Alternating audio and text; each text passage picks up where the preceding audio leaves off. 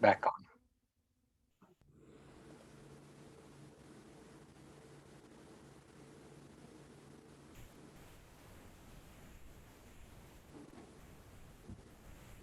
Hi everyone, welcome tonight. We're just going to give it another minute or so to let folks into the webinar.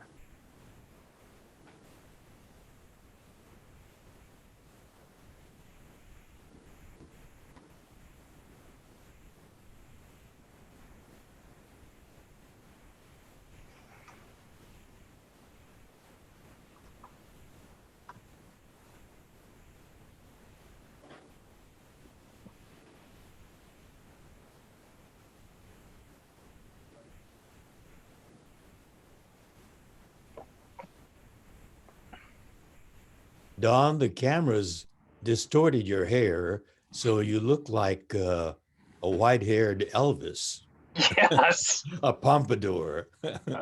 Yeah, unfortunately, I don't know why that is, but Just your have hair. to live with it.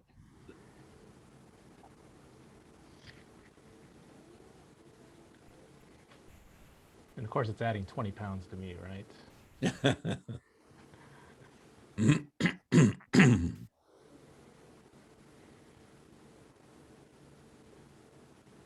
like we still have a few people joining, so we'll give it another minute.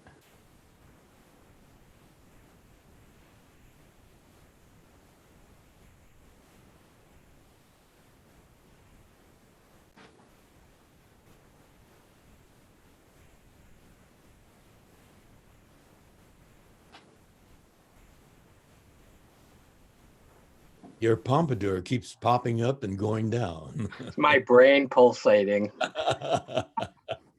There's a lot of it there, it seems like. I don't know.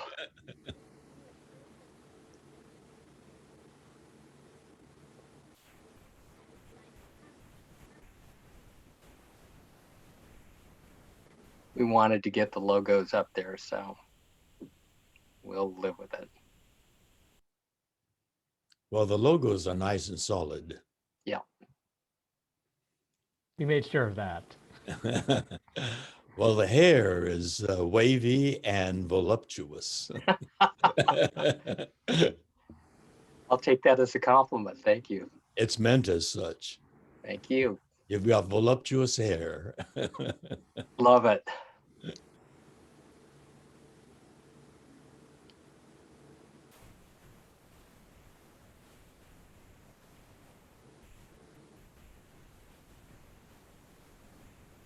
Keep getting new participants, so maybe we're starting to level off here.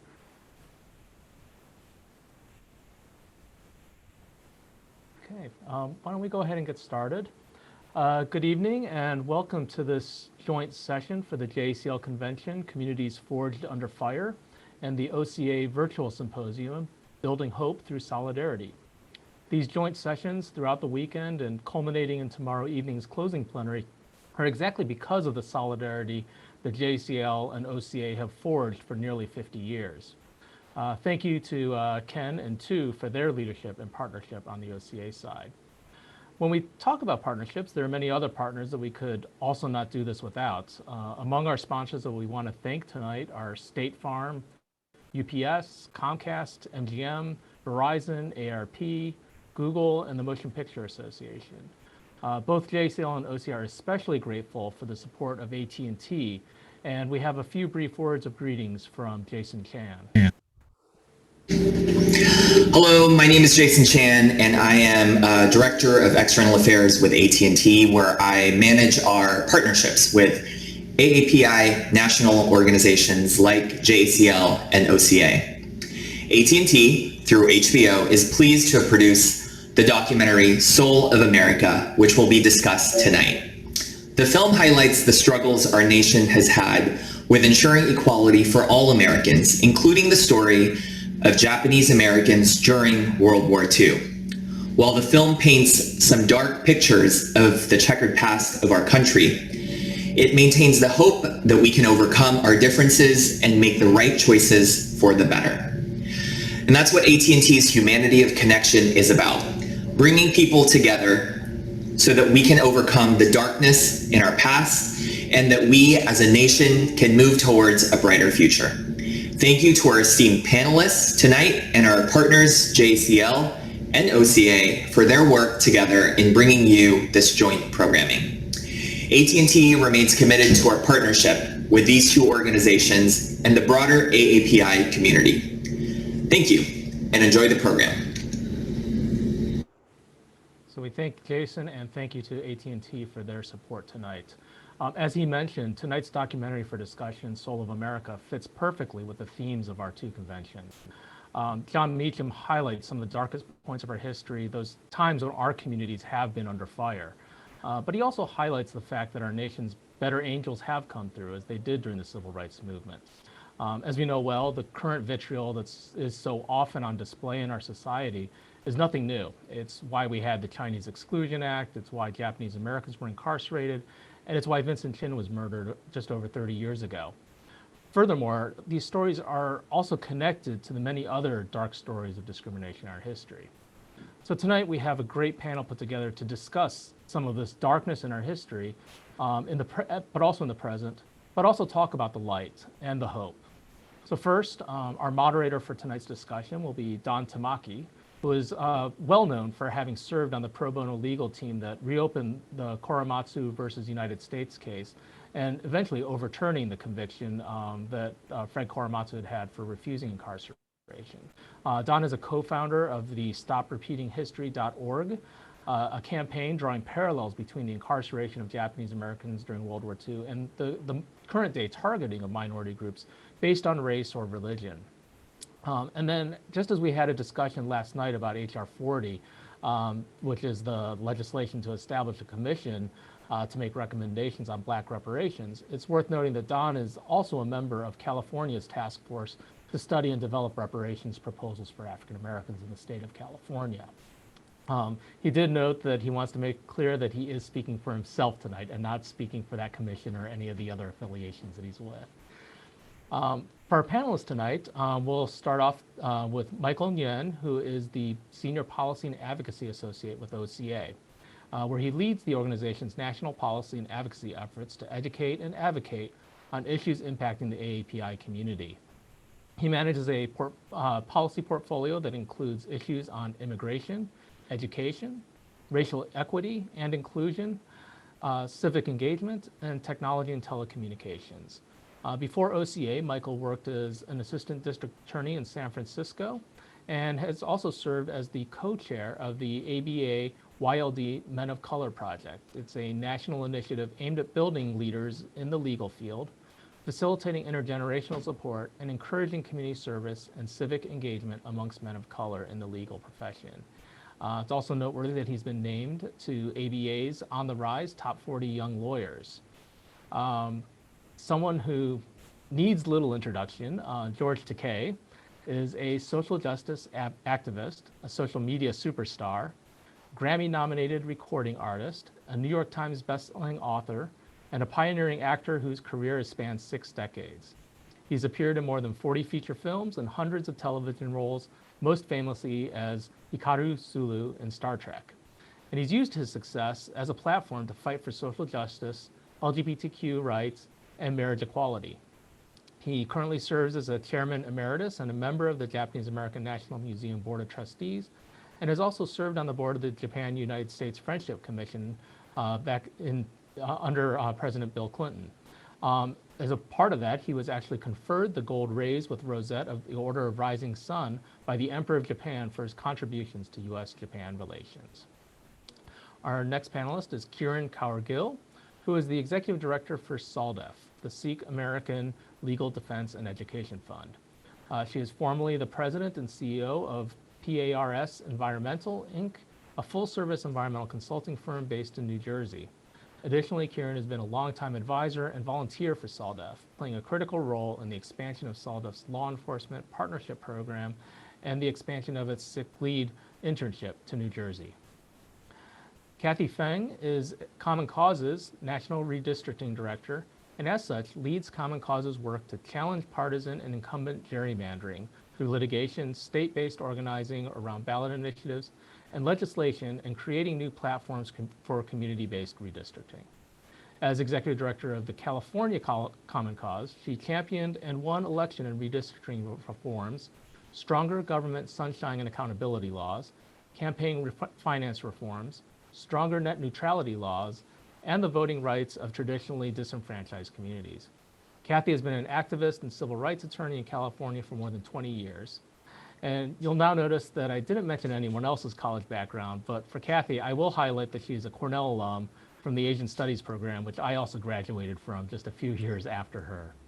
So with that, I will hand things over to Don to moderate tonight's discussion. Thank you, David, and thank you, OCA and JACL, for this lovely background that George Takei has noted is giving me an Elvis pulsating pompadour.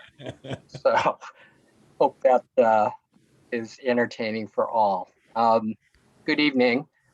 As John Meacham, historian, has noted in the HBO documentary Soul of America, the country is in a historic moment.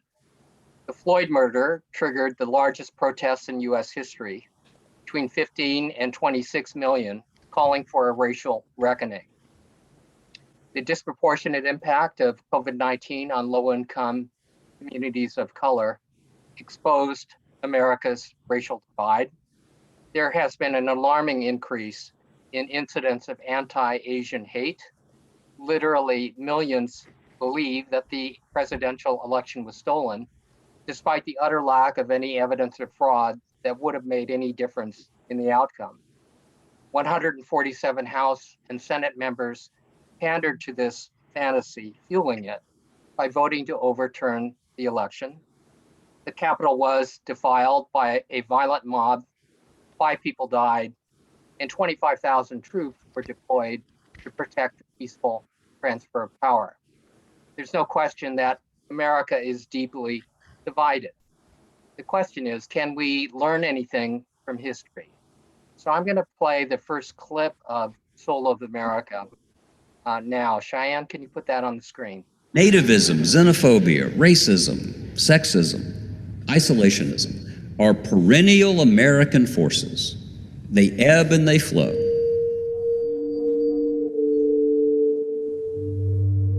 The story of race and fear and anxiety and violence is inextricably intertwined with the story of the country. It's not that the soul of a country has been captured by a particular group at a particular time. The soul of a country is, in fact, this essence, which is not all good or all bad. You have your better angels fighting against your worst impulses. And that has a religious component, certainly. It's also, though, a matter of historical observation. Our history is shaped by the extent to which those better angels or those worst instincts win out in a given period of time. It was true in the 1760s. It was true in the 1860s. It was true in the 1960s. And it's true today. You will not replace us! You will not replace us! The people, our nation, and immigration! The people, our nation, and immigration! A white nationalist blogger had called upon his followers to meet here in Charlottesville to protest the city's efforts to try to take down a statue of Robert E. Lee from a city park. When the Charlottesville riots happened, the neo-Nazi rally and then the death of Heather Heyer, the editor of Time magazine at the time called and said, "Do you have anything to say historically about the history of hate in American politics?" So I started with Reconstruction and moved forward. And it became a book about the soul of the country. The fact that in the 21st century, people calling themselves Klansmen are in Charlottesville, Virginia, the home of Robert E. Lee, basically fighting for an antebellum vision of the world is a remarkable thing. But it's not all that remarkable if you know American history. And if you know that 5 minutes after Lee's surrender, the reaction sets in. White supremacy replaced slavery as the consuming concern of white Southerners. Segregation replaced human enslavement. And so when people say the Civil War never really ended, that's pretty much what they mean. What? You guys can eat here. Thank you, Chan. Turning to OCA leader Michael Nguyen, I want to ask you, Michael, a multiracial, multicultural America, the rule of law, and democracy itself is being challenged as never before in modern American history. Can you talk about what groups like OCA and the JACL can do and its members in these challenging times, and what you hope to achieve to be the outcome of this summit? Michael? Sure. Thank you very much, Don. You know, that in that clip, Meacham says that we truly are in a historic moment, right? And it certainly feels so right now. And you know, hearing you list off so many critical inflection points in the last year, you know, the murder of George Floyd having triggered the largest protests in US history, and then the rise in anti-Asian hate and violence. And as we speak, you know, there are current efforts across the country to pass legislation restricting voting rights, right? Our country seems more deeply divided than ever, you know, and our democracy is certainly being tested. And so when we think about these critical inflection points, it's hard to not feel, you know, defeated or to, you know, feel a sense of hopelessness, right? But we also see that these challenges also have fueled so much incredible activism and legislative changes, right? We see communities from all over the globe standing in solidarity to protest systemic racism and police brutality, right? We see, you know, the White House having announced several initiatives to address anti-Asian violence, including, you know, reinstating and expanding the White House initiative on APIs, improving data collection efforts to study national hate crime statistics. And so when you ask about the role of civil rights organizations like OCA and JCL, I think we need to continue to fight for systemic change and to build upon this momentum towards positive change. And there is a lot of momentum right now, right? And we need to capitalize on that momentum. And so how do we do this? You know, I think there's a lot of power in multiracial coalitions. We need to strengthen collaboration between API organizations and other historically marginalized groups. You know, we need to, you know, there's resilience in community as well. And so we need to continue to work with each other and amplify each other's voices and efforts, right? And organizations like OCA and JCL that has chapters across the country. And we say this often, that our strength is in our chapters, right? But we need to leverage that strength, and we need to continue to mobilize our chapters, you know, all of you in the audience, to make an impact at the local level in your communities. And so, Don, you asked, you know, why is this summit important, and you know what OCA and JCL hopes to get folks get from this summit. And it's my hope that, you know, each of you in the audience leave this summit feeling empowered, right, feeling inspired and feeling hopeful. You know, the theme, OCA's Virtual Summit's theme is building hope through solidarity. And you know, in the opening plenary last night, which was a very dynamic conversation with leaders from the API, Latinx, and Black communities, really emphasized the importance of solidarity and allyship in the fight against anti-Asian hate and racism, right? I think we all know that we can't do this alone, right? We can't do this on our own, and that we need one another. And during that discussion, you know, that feeling of solidarity and support from one another, to me at least, was very palpable. And I really hope that all of you are able to also feel it and carry it forth in your work, in the work that you do in your communities, right? I hope that these conversations over the 3 days of the summit really inspire all of you to take action and to use your voice and to be advocates in your communities. And as we continue this fight, it's also worth noting that, you know, change doesn't only happen through policy at the national level, right? Meaningful change also is done at the grassroots level, right, on the ground and in your communities. And so to our audience members today, like, I really hope that this summit energizes you, and that this momentum, you carry this momentum forth beyond the summit. Thank you, Michael. Your words that real change happens at the grassroots level really resonates with the movie Soul of America. I think that's historian John Meacham's point. And as we open the summit, I think it's you opened it with very important themes for the summit and the outcome.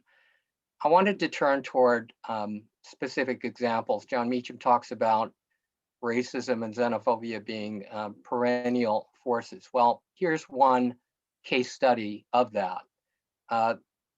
The Japanese Americans, when they were taken away, certainly racism shouted louder than facts or the Constitution.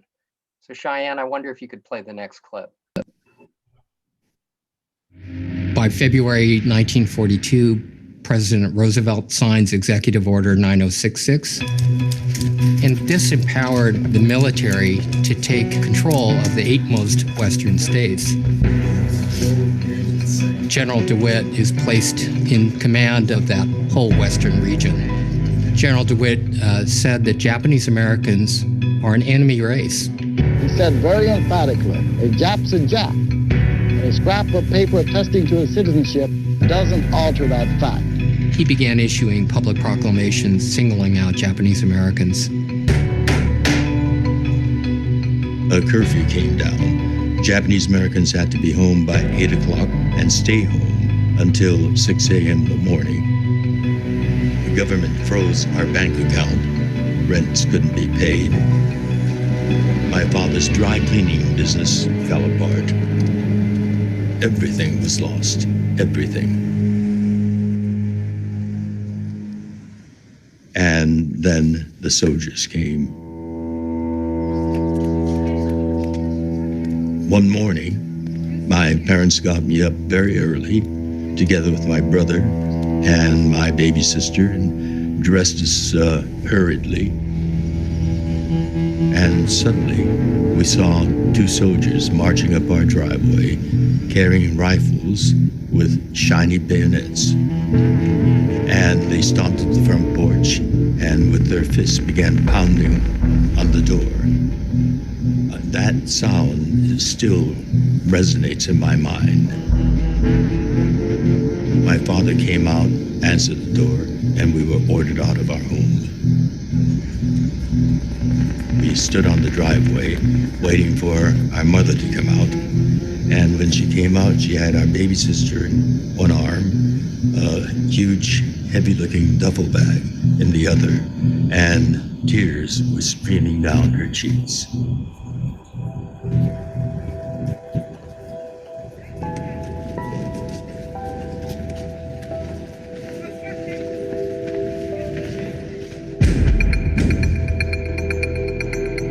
We were taken by truck to the Buddhist temple in downtown Los Angeles in Little Tokyo.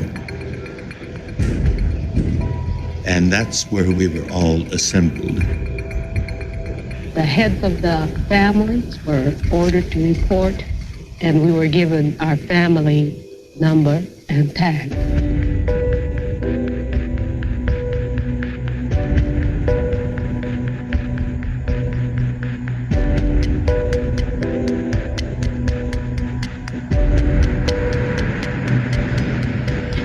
And a row of buses took us to Santa Anita, where we were unloaded and herded over to the stable areas. And each family was assigned a horse stall to sleep in.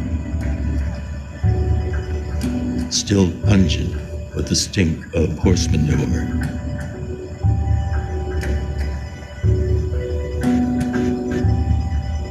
We were there about 3 or 4 months.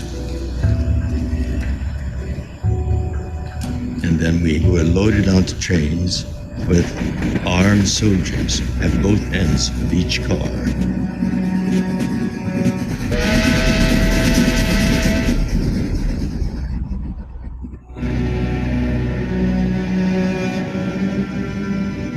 We were transported 2/3 of the way across the country to the swamps of Arkansas. There were 10 camps altogether. Rohr, Arkansas was the farthest east. The camps were not camps, they were prisons. They lived in dusty barracks. There were cracks in the walls, so they had to stuff newspaper in to stop the wind from blowing in. They had common latrines without doors. The food was terrible, inadequate medical care. I did go to school, and I remember that we began every school day with a Pledge of Allegiance to the flag. I could see the barbed wire fence and the sentry tower right outside my schoolhouse window as I recited the words, "with liberty and justice for all." By the end of 1942, you had almost 120,000 Americans, people like my mother and my father who were born in California or citizens by birth, who had lost their property, they had lost their freedom, some had even lost their lives without any trial, without any charges, and for no offense.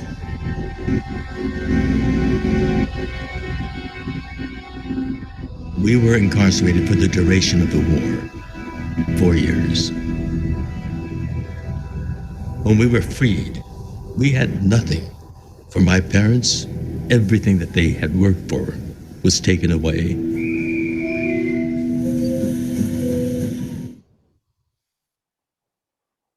Turning to George.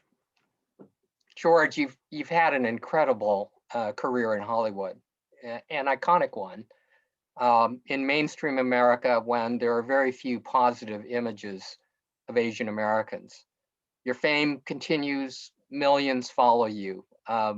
Yet in the 1980s, you put your career on the line by testifying before the commission considering reparations for Japanese Americans. You spoke out again to oppose the targeting of Muslim Americans after 9/11 and other groups. You continue to shine a light on the events at the southern border, including former President Trump's policy of separating children from their parents and incarcerating them in big box stores converted into detention camps. Can you talk about the importance of connecting the dots between what you and your family experienced during World War II and today's targeting of immigrants and other marginalized groups? George? Well, it all comes from the same source. When Pearl Harbor was bombed by Japan, it was a terrible bombing. And the terror of that bombing swept across the Pacific and rolled throughout this country. This nation was swept up in war hysteria combined with racism, a toxic combination. And we happen to look exactly like the people that bombed Pearl Harbor. And the day after, the president declared war on Japan, and that hysteria just intensified. Just like what's been happening in our times today, Asian Americans are being assaulted and spat on and attacked on the streets. The same sort of thing started happening to Japanese Americans.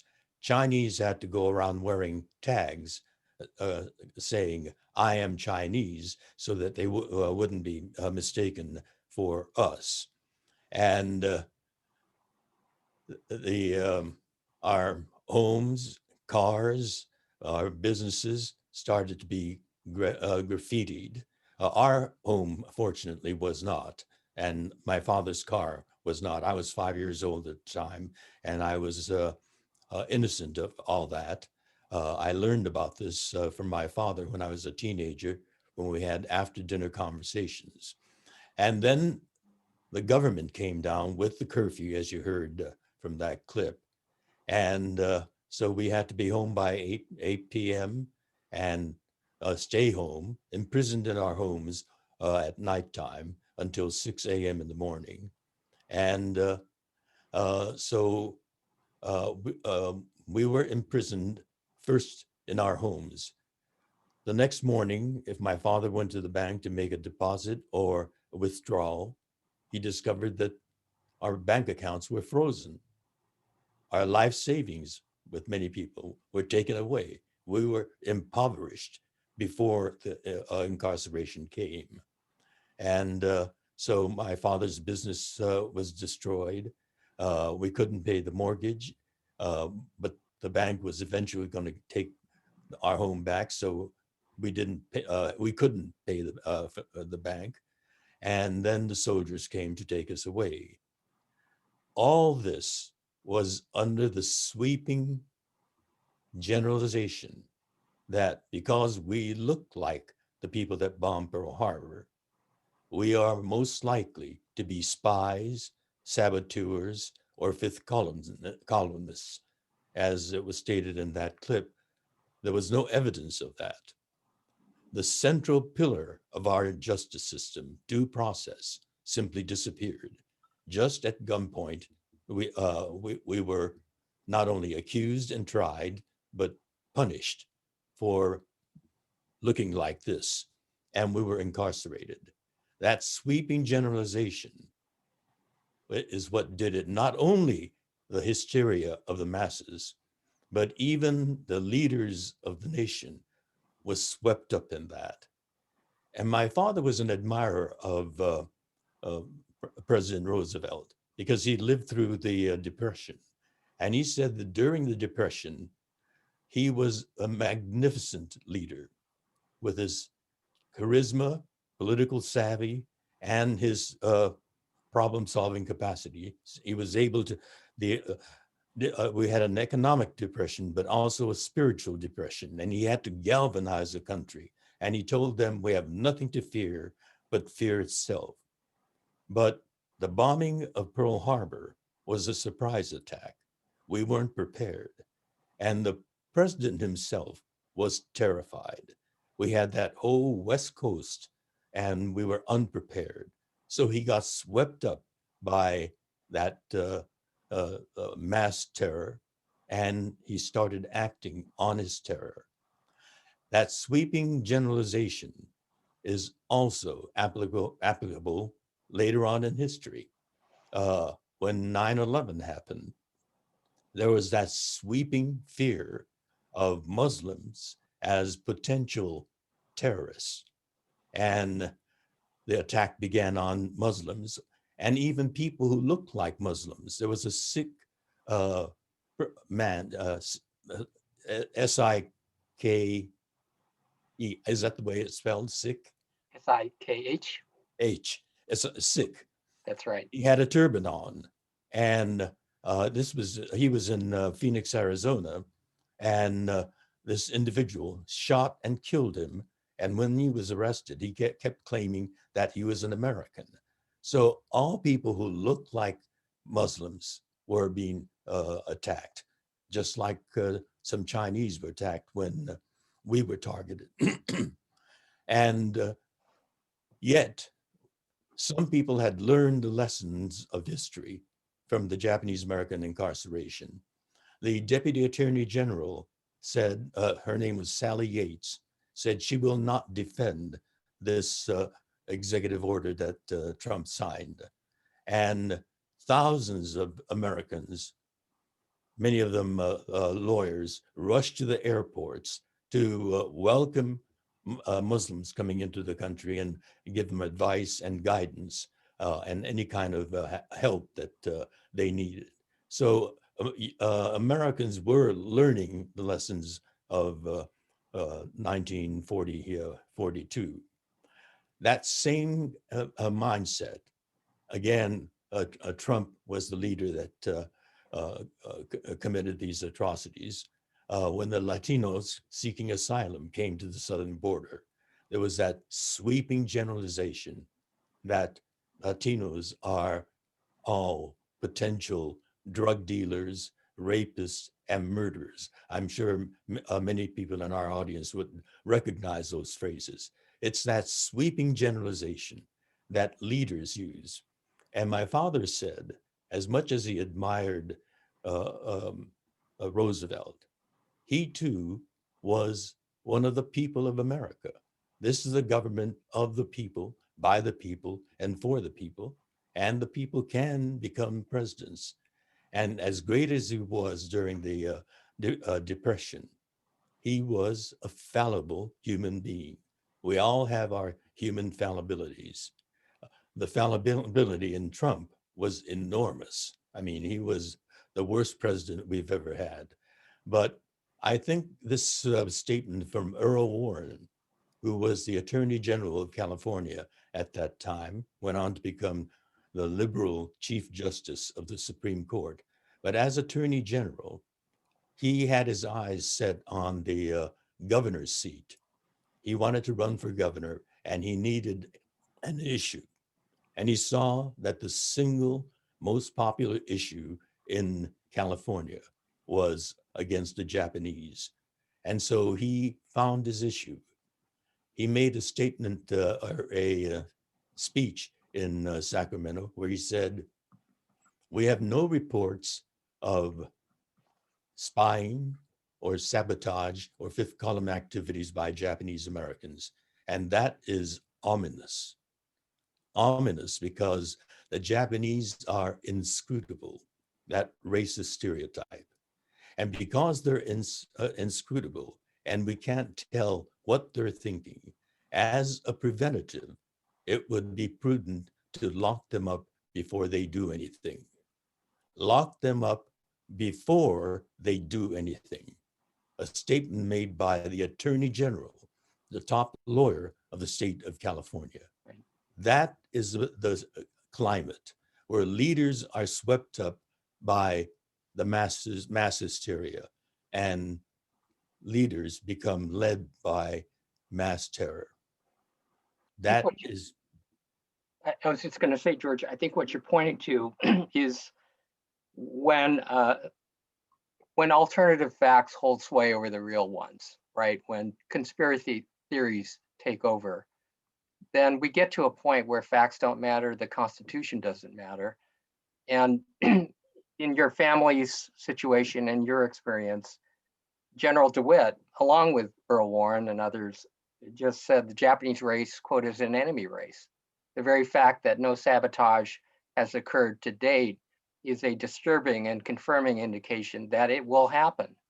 Now, what kind of conspiracy theory is that? But then, as you point out, there are parallels today with, the statements that Muslims are terrorists and Mexicans are drug dealers and rapists and so on. And I think that puts a perfect segue, especially your comment about Sikh Americans, to the next speaker, Kiran Kaur-Gill. I want to use what George just said in reference to Sikh Americans being attacked on the mistaken belief they're Muslim. And when Sikhism is not anything to do with Islam. But this is the environment that we live in. So Kiran, you're executive director of the Sikh American Legal Defense and Education Fund. And like Japanese Americans, Sikhs migrated in the US in the late 19th century, early 20th century. And like other Asian Americans, their numbers increased as a result of the passage of the Immigration Reform Act of 1965, which was passed at the heels of the Civil Rights Movement. Sadly, some of the most violent and deadly racial attacks, as George just said, have been committed against the members of the Sikh community. And for years following 9/11, Sikh Americans have been victims of anti-Muslim hate crimes when obviously Sikhism is not Islam. And George also drew the parallel reference to Vincent Chin case.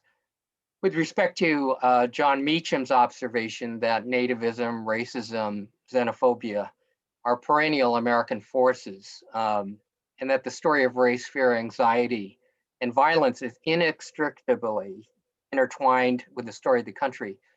Can you talk about the experience of Sikh Americans and maybe dovetail onto what George's remarks were? Sure, no, absolutely. And it's interesting, actually, as I was listening to George speak, especially the beginning part of, after the attack on Pearl Harbor and what happened and how Japanese Americans were viewed, all of a sudden they were othered, they were, considered an enemy, and how the actions that followed after.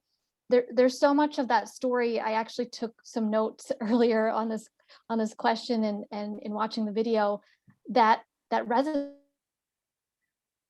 that's similar. Obviously Sikh Americans were not sent to internment camps and didn't have that part of the experience. But after 9/11, you saw the visual of Osama bin Laden, a picture of a man with a long beard and a turban.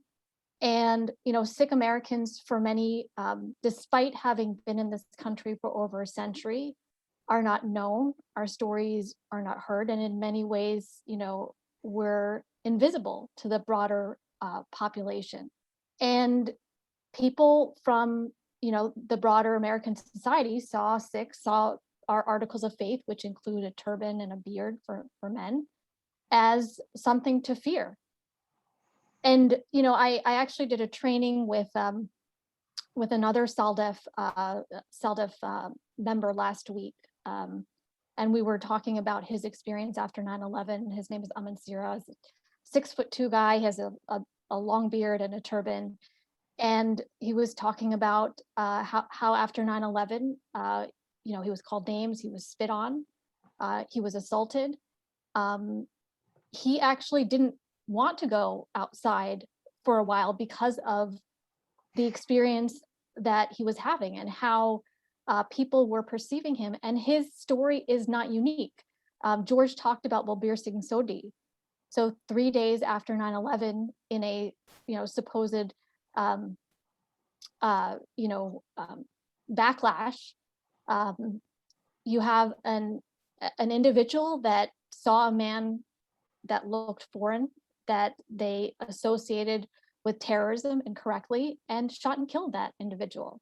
And we're celebrating, now 20 years from that incident, and we've seen many others, unfortunately, follow. I thought a lot about this question and the terminology ebb and flow. And I think that's interesting because I think there definitely is an ebb and flow, and you see this sort of cyclical pattern where there's maybe an international issue or there's something that draws to light a community and they're othered and they're considered something that's not good for this country, individuals that are not good for this country, that don't belong here. In fact, I remember after 9/11, one of the big things at Sikh temples was they were giving out American flags, right, to show that you were part of this country, that you had to prove that you belonged to America, that you were American. But in terms of ebbing and flowing, I think of the Sikh American experience, and I see a lot of flow. There's some ebb, but there's certainly a lot of flow, and that variation of flow depends on where we are in time. SALDEF did a study on Sikh Americans. 60% of Sikh American children are bullied in school or have experienced bullying in school. 60% of Sikh Americans experience discrimination or have experienced discrimination and harassment based on their articles of faith. And we can go back and look at incidents from the time Sikh Americans arrived in this country, just like many of our other groups, till now. And the variation in degree, it may be different, but unfortunately, there is just this sense, and I know we've talked a lot about, the perpetual foreigner, that you have to prove your Americanness, and especially when instances like this come up, you have to prove that even more. And it to such a degree that, if you don't, or if it's not made known to others that seek to do you harm or do have that fear, that you can be, assaulted or killed. And I think that's something that we really need to look at, that not just in times where there's these massive issues or things like 9/11 that happen, but where are we in that spectrum?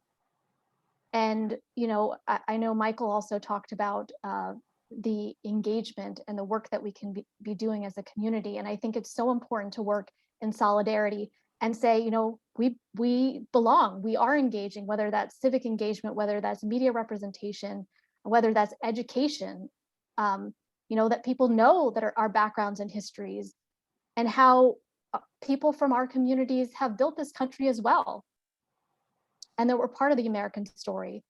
So, you know, I think, you know, just kind of to summarize, what George said really resonates with me, you know, and the experience that a lot in my community have had. And I sincerely appreciate George speaking out and many other organizations on this panel that stood in solidarity with us during that time, during and after 9/11.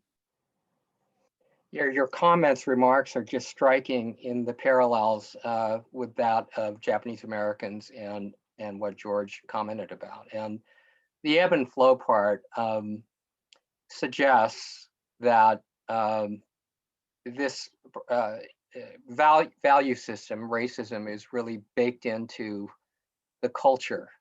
And the question is, if we can learn a lot from history, as John Meacham says, and if society is so steeped in racism that it is normalized in the culture and that it flows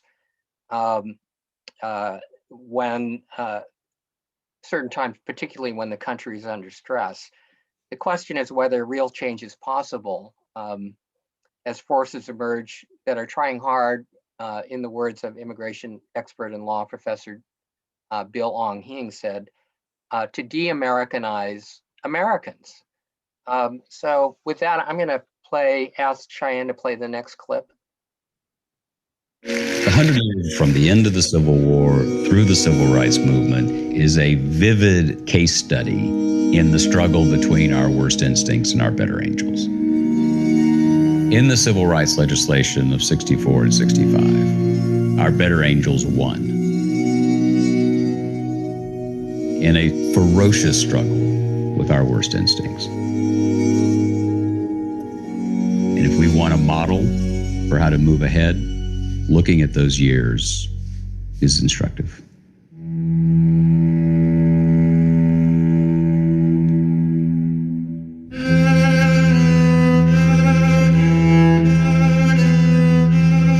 During the 60s, we felt the stain of segregation and racial discrimination.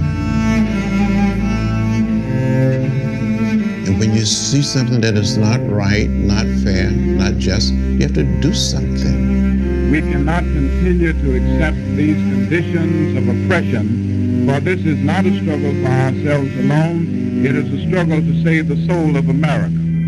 When I participated in the movement, I was 15.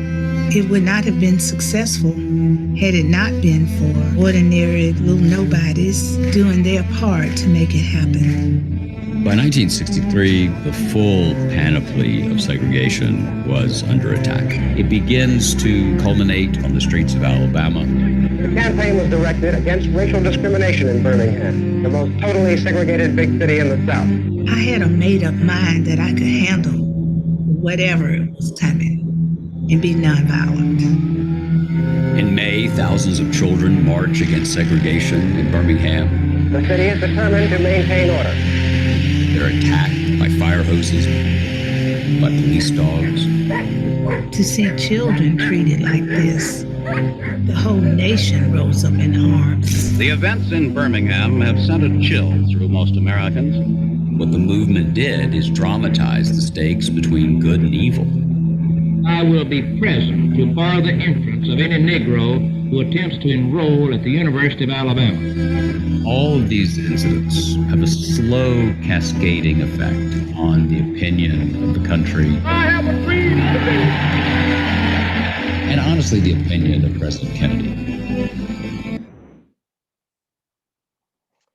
Turning to Kathy Fang, the former OCA board member and National Redistricting Director for Common Cause. Kathy, the clip sort of abruptly ends, but the movie goes on to examine President Kennedy's sympathy to the civil rights movement before he is assassinated, and the desire of Vice President Lyndon Baines Johnson, a Texas Southerner, suddenly thrust into the presidency to pass the civil rights bill with, quote, without changing a comma. Kathy, you've led Common Cause's work to challenge partisan and incumbent gerrymandering. And following the 2020 election, in which the presidential race and certain Senate and House seats were decided by razor thin margins, in an unprecedented massive voter turnout. But even with widespread gerrymandering, state leaders' response to election results they don't like is to make it harder for Americans to vote. The US Census Bureau predicts that a majority of the US population will be non-white by the year 2050. We are witnessing the rise of demagoguery. I think every speaker has talked about this, which consists of 1, appeals to prejudice, 2, engaging in fear-mongering and scapegoating, and 3, trafficking in conspiracy theories and fake disinformation to capitalize on the fears of a changing America. So I wonder if you would talk about how gerrymandering is playing out in the state legislatures, and specifically what AAPIs can do about that and what they are doing. And can we learn anything from the civil rights movement of the 1960s, which John Meacham says we can learn a lot from and would be a good pathway forward? Sure, thanks for asking that. Really hard question, and I'll try to answer that all in 6 minutes. Here's what I think we need to understand. Redistricting is like voting rights. It's part of voting rights. And it can and is oftentimes used by those who are in power to reinforce their control. And sometimes that means holding on to power on a partisan level. Sometimes that means holding on to power based on racial dominance. We have seen in sites across the country, in states like Georgia and Texas and Arizona, that after the huge turnout that happened in the 2020 election, despite overwhelming challenges that people had to be able to cast a ballot, during a worldwide pandemic, that the response to that overwhelming turnout and the huge changes that happened in legislatures like Georgia was to push for anti-voter restrictive voting laws, right?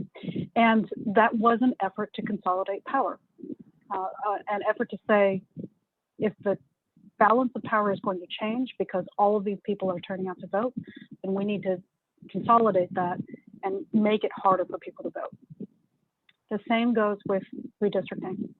Now, redistricting, oftentimes what we see is that that power is exerted by both Democrats and Republicans. It just depends on who's in power. In California, when I used to work at Asian Americans Advancing Justice in Los Angeles, we organized communities up and down the state to participate in the redistricting process. And people told their personal stories. Many of them showed up to hearings for the very first time. It was really inspiring. And I remember that after the hearings closed, I got a phone call from an assembly member from San Francisco. And I was very excited because I thought, this is a phone call to tell me, we heard you. We want to put the community together. We want to reunite and make sure that Asian Americans have a voice in the Bay Area. And in fact, instead, what this was an assembly member calling me to say, Kathy, you are not going to put another effing agent in my district. Only she didn't edit the word.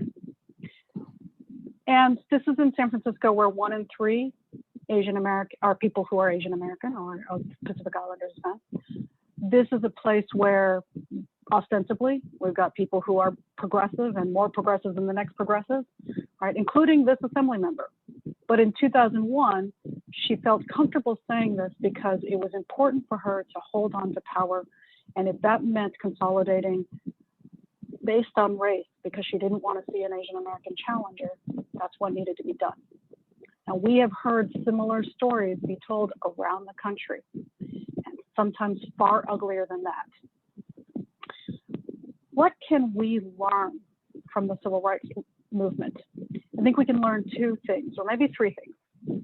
One is that you cannot understand voting or elections or redistricting without accounting for race.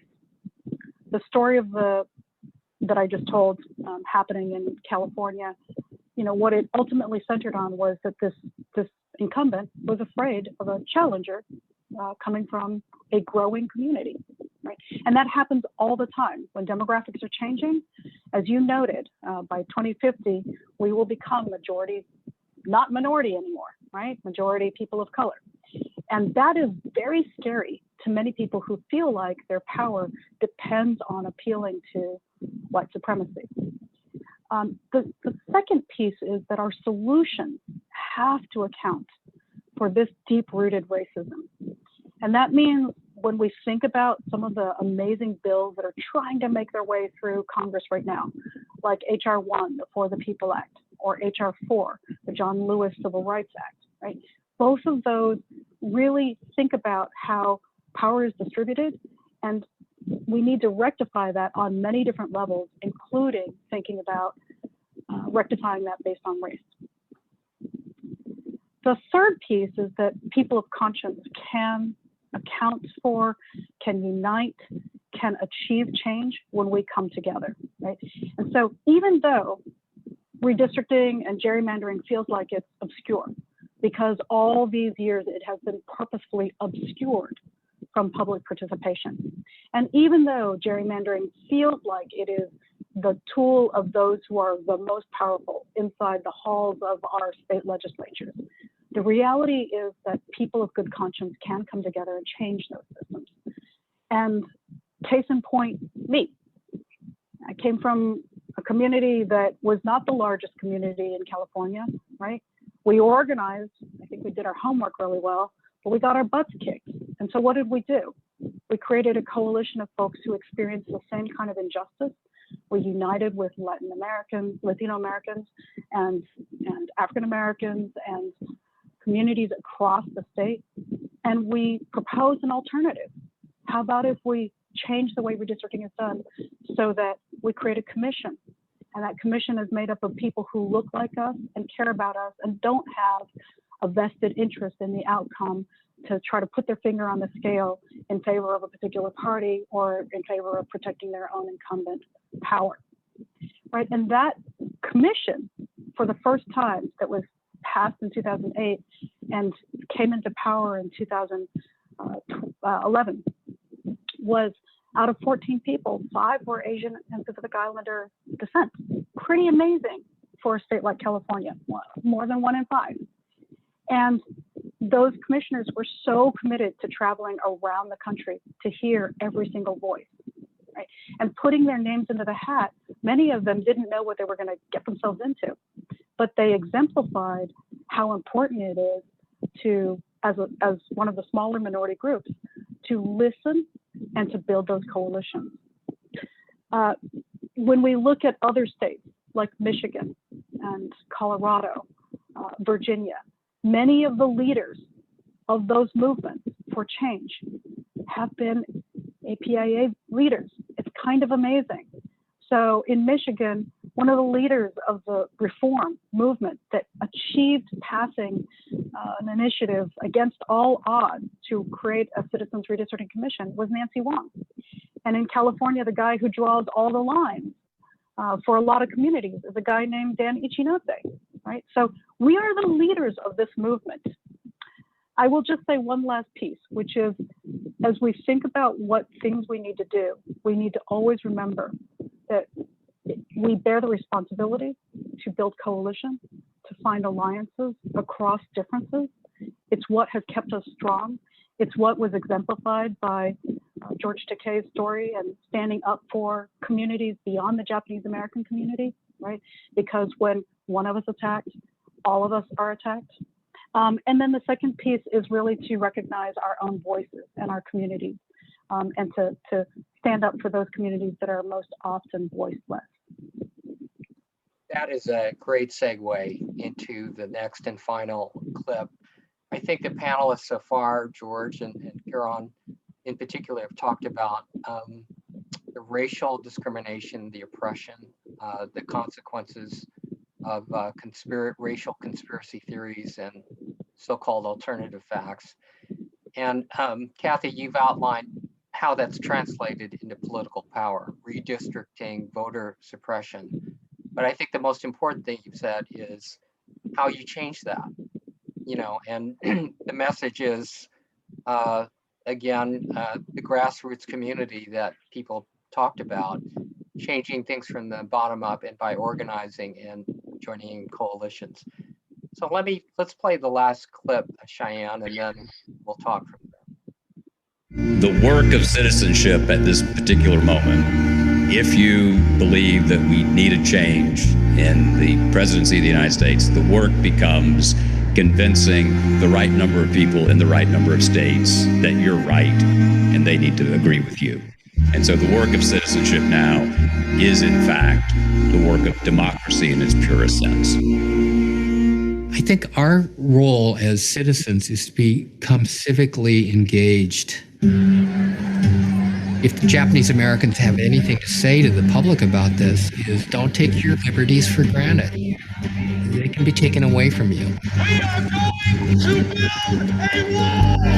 What's at stake in this political and cultural moment is the nature of the Democratic Republic. Nazis have immigrated! Our reality is farther away from the American ideal today than it was 3 or 4 years ago. People think the other side is evil and must be stopped. The internment that we went through is history now, 75 years old. But I feel like it is current news. These facilities have now been repurposed as detention centers for family. What's happening on our southern borders is the same kind of irrationality.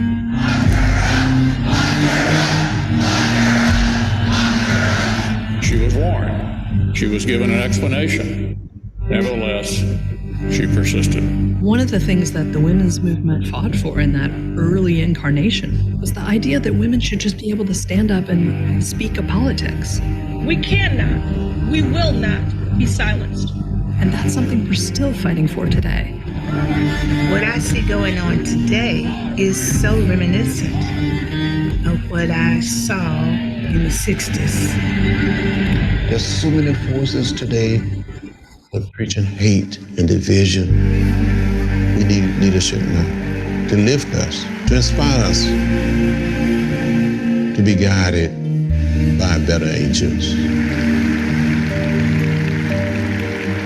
We've always grown stronger the more widely we've opened our arms, the more generously we've interpreted what Thomas Jefferson meant when he said that all men were created equal.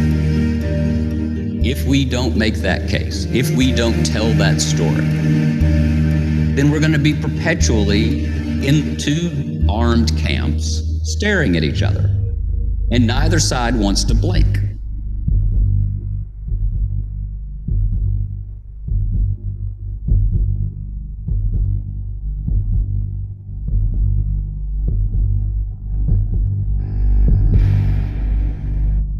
The question at this moment is, will we continue to pursue a more perfect union, or will we settle into a constant state of tribal warfare in a ferocious struggle with our worst instincts?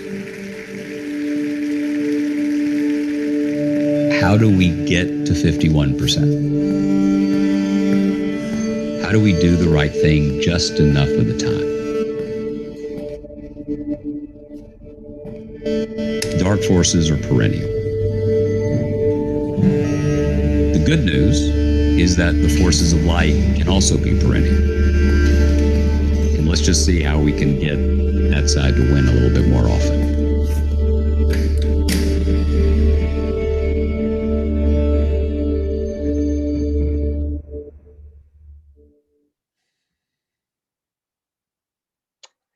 So Meacham himself, as a historian, feels that there's urgency here at this particular time.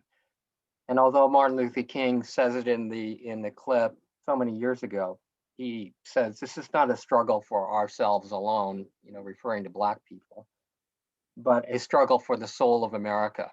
Meacham reiterates that, and you all have done the same. So let me ask you, the panelists, as a final question, if you could take 4 minutes each to answer, what is our call to action during these troubled, divided times? And I first want to call upon George to give closing remarks. Well, this is a participatory democracy, and we're learning a great deal from history, and it's varied, but it's all American history. And so what I encourage young people to do is to dive in, participate, bottom line, cast informed votes. And then the next step is volunteer for the candidate or the issues that you feel are important. And then beyond that, serve on public commissions and boards. This is our government, a rare thing in the history of the world, the people's government. And we have to give it genuine life and blood. It's a participatory democracy, and we have the responsibility to participate.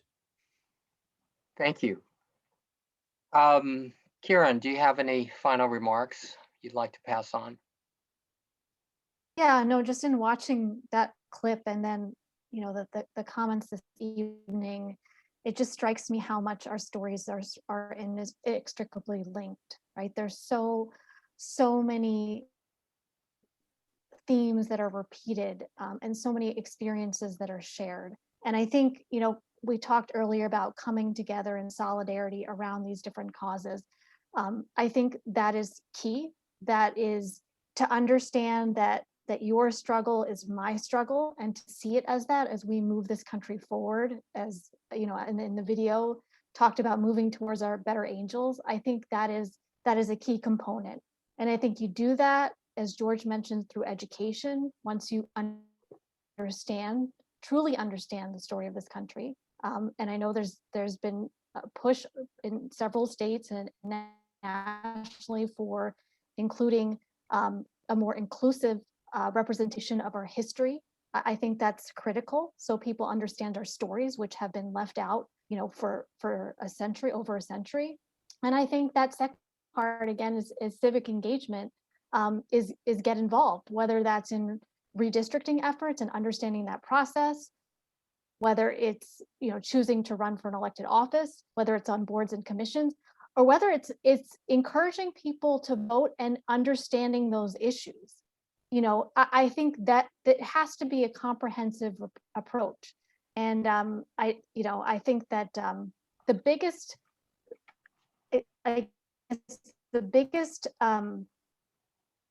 barrier, or the biggest roadblock to overcoming this, you know, these sorts of attacks on our sense of belonging and of our you know, of questioning our Americanness, if you will, are that the next generation says, okay, well, we, you know, maybe we don't belong. I say we go in hard and we say, yes, we do. We belong, and not only we belong, but we are going to get engaged, and we're going to make this country the way that we feel that it should be, inclusive. There's a word in Sikhism, the word is sangat. And it's sometimes when I think about, you know, I've been thinking a lot about hate, especially I spent about 10 days after the mass shooting in Indianapolis on the ground there, and thinking about how do people come to this hate, people they don't even know. And to me, you know, they talk about it in the video, The Soul of America, fear, but there's also a loss of connection. They can't see themselves in the other person, in the other community, in the other culture. And right here in this forum, and the stories that we've taught about, and this discussion in itself, and all of you here today, are showing that we do understand that connection. And I think, to me, that's critical as we move forward. And in some ways, that to me is the opposite, maybe not the full anecdote, but at least part of it to the hate that we see. Thank you. Turning to Michael. Kathy. Do you have any parting wisdom that you want to give? Sure. I think I'd like to highlight 3 people from around the country who I see as young leaders who are inspirational, who are each taking on a little piece of what they can do. And I think in so many ways, the many people who are on this call, whether you're with OCA or JCL or another organization, there's some simple things that you can do in your neck of the woods, right, to get involved and be heard. These will be told through the lens of redistricting, but I'm just going to say that you could replace the word redistricting with voting or with anti-Asian hate crimes, and it would be the same thing. So the first person that I want to mention is Raymond Partolan, who works for APIA Votes, and what he does is he doesn't travel around the country, but now he gives webinars throughout the country to teach people about how to get involved in redistricting and breaking down a really hard topic and helping people understand why it's so important. So oftentimes for our communities, and especially for our new immigrant communities or our communities who feel a little jaded, the issues seem big and impossible. And so one of the things that we can all take on to do is to help educate our neighbors, our family members, or community people who look to us for leadership to break down those big issues and make them understandable. Second person that I would highlight is Mei Yang from Minnesota Council on Foundations. She's Hmong. She knew nothing about redistricting about 6 months ago and decided to throw her hat in to figure out, how do I teach communities around Minnesota about mapping their communities and getting ready to give testimony to tell our stories, right?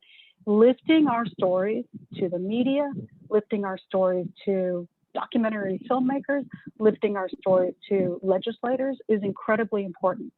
When those legislators hear about communities that they may never have understood before, right? Understanding about the Sikh community or the Japanese American community or a growing Vietnamese American community or name the community, Chinese American community, right? The changing face of Chinese American communities is really important for them to understand then how do they best serve, because they can't represent us if they don't even know that we exist, or we make it easy for them to dismiss us.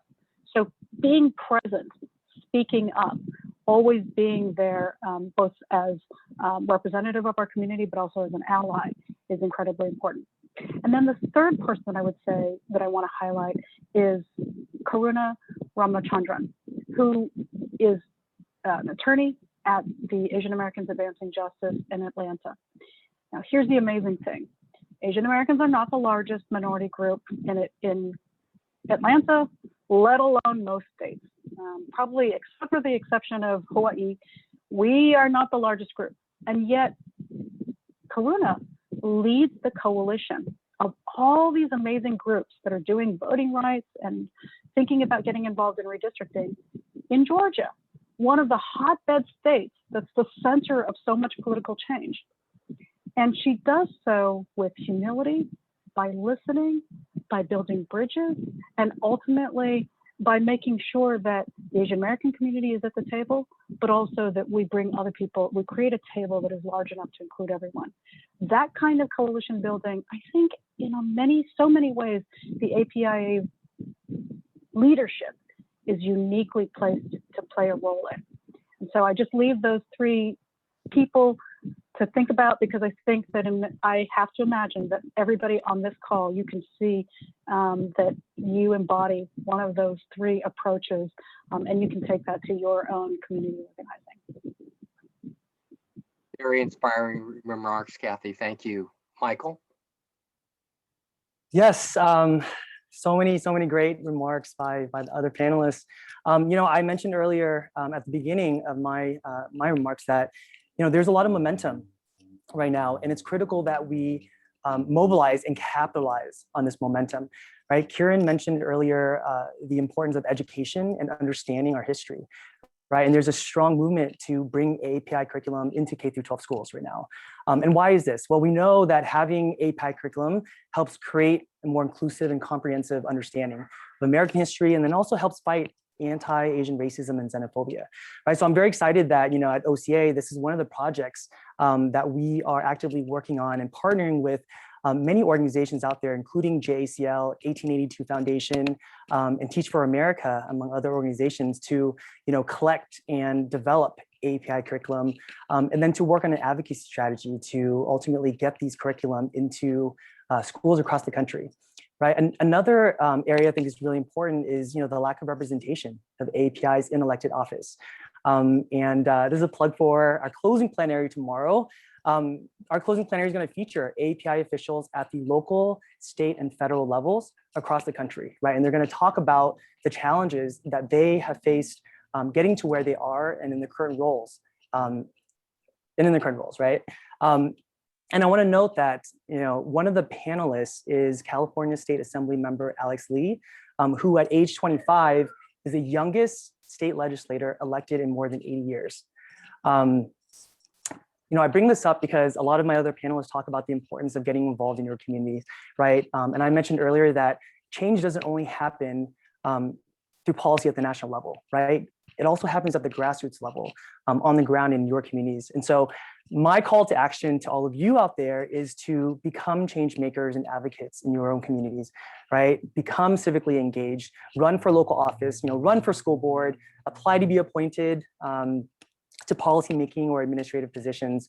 Another plug, we have a workshop tomorrow entitled Civic Engagement 101, How to Become Politically Active in Your Community. And it features Raymond Portolan, who Kathy just mentioned as one of the leaders in this area. So, my last note for you is, I really hope that all of you attending the summit are galvanized, right, and empowered to really take action and to become effective advocates and leaders in your communities. Thank you. I want to thank each and every panelist here. I mean, you yourselves are examples of being a change agent, as Michael just said. I think your underlying message is that, given our history and both past and present, we know something about discrimination. We know something about the ebb and flow that John Meacham talked about. And because of that, we have standing. We have standing to lead on many of these issues. And as Kathy has pointed out through human examples of what is going on. And looking at the movie, we see Janice Wesley Kelsey, 15 years old, and participating in transformative social movement in America. And for the rest of us, we can do our part. So I want to thank OCA and JACL for organizing this event. Thank you, panelists, for your wise and insightful remarks. At this time, I'd like to turn it back over to Nguyen for closing remarks. Thank you all. Thank you so much, Don, for actually beginning this collaboration between our two organizations, JACL and OCA, with Stop Repeating History. Thank you again, George, for taking the time to be with us here. It's been such an honor, and it's equally been such an honor to have our friends Karen and Kathy with us. A lot of the discussion today was rooted in history and narratives, and I think it's important to keep in mind that our advocacy work also depends on documentation and storytelling. As you see through our fights to add API curriculum in K-12 schools and maintain critical race theory, we must ensure that API stories are not twisted by the lens of white supremacy or others. So again, I want to thank Kantard Films and Stop Repeating History for providing the amazing content that you see today. Again, Soul of America is it's been special for us to have it free this week. It is on HBO, but it's been free this week. It ends Sunday at noon if you haven't seen the documentary. Thank you for providing the content and stories that preserve API history. And I encourage each and every one of you to think about how you will take charge of your community's narrative and stories. And so on behalf of JACL and OCA, thank you and good night. Thank you.